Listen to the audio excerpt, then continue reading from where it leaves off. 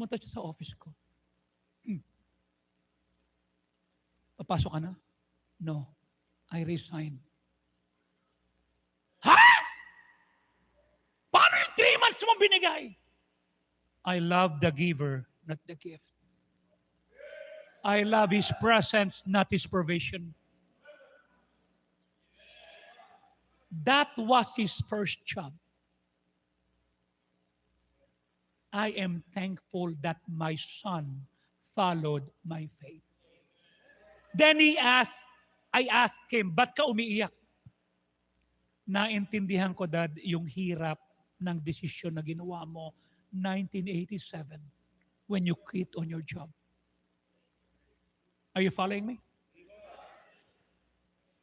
Then true to what LaSalle promised, a few moments later, may tumawag sa kanya, "Hi, are you Mr. Jose Erickson Francisco Sauco?"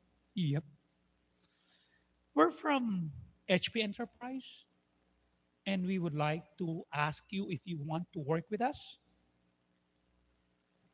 "Sir, can I tell you I cannot work on Sunday?" "Yeah, sinabi na sa akin, di ka pwede linggo.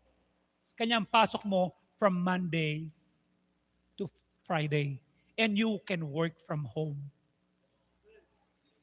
Wala pang COVID, ha? Are you with me? And his salary is 3 times higher than the former salary. Why? He honored God.